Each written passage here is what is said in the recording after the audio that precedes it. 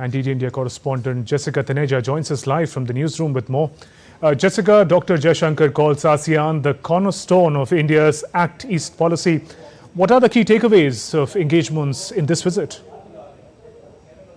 Well, it's a significant year as well, Shubhendu. As you know, India completes 10 years of its Act East policy. Back in 2014, there was a framework that was looked into as to how there could be an enhancement and improvement of relations with the ASEAN nations. Particularly now, we also know that the 7 ASEAN member nations have also joined the Indo-Pacific Economic Framework, which has been a significant highlight of the event as well. And India has been able to sort of push forward its the free and open Indo-Pacific and rules-based order as India navigates the complexities surrounding the waters at this point.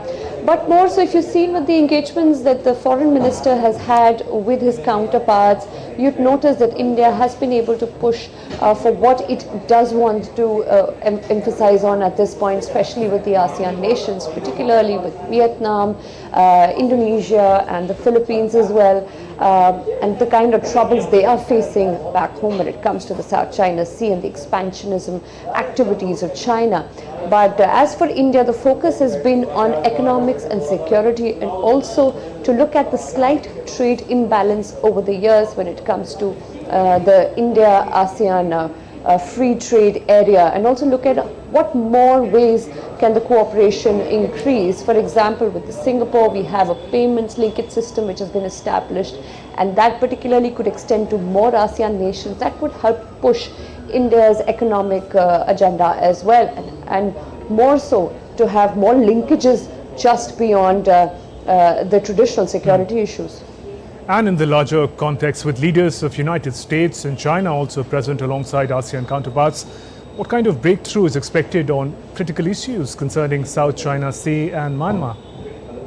Well, particularly with the South China Sea, if you'd recall what the Philippines foreign minister had said, that him and his counterpart before the meet had agreed for a deal, especially when it pertains to the recent activities in the South China Sea, where the Philippines and the Chinese Coast Guard are involved in a tense water cannon fight. And that has seen some sort of de-escalation in the recent past, but that remains the main point of contention, and not just a problem for the Philippines when it comes to claims in the South China Sea by the Chinese. It's also Indonesia, which is facing trouble, not to forget Brunei and Vietnam. They're also on board when it comes to making that effort to get the Chinese to talk about what kind of security issues are emerging in the South China Sea right now. Of course, in the presence of the American counterpart, Antony Blinken also there, the Chinese counterpart, Wang Yi also present. There have been various meetings on the sidelines, but if a breakthrough with the Philippines comes in, that sort of sets an example of a rules-based order, and perhaps a certain beginning where the Chinese are looking to agree to when it comes to territorial disputes. And talking about Myanmar, well, the second focus has been on Myanmar, and it is an ASEAN nation whose presence has not been there at this crucial meet in Laos. The reasons being, since 2021, the civil war, the coup in Myanmar, and Aung San Suu Kyi, their leader, behind bars, the situation has been tense. More than 5,000 people have died since then, 25,000 people still injured, 3 million people displaced. And there have been no negotiations, so to say, but the ASEAN nations collectively have a five peace deal plan, which 5-point peace deal plan, which hasn't been implemented yet because of no cooperation from the Myanmar side. And with the difficulties in place at present with the military junta in Myanmar, things are becoming difficult to implement, where it's difficult to even send reinforcements and also humanitarian aid to people in Myanmar. So these things, of course, top the agenda, and some solutions should be found.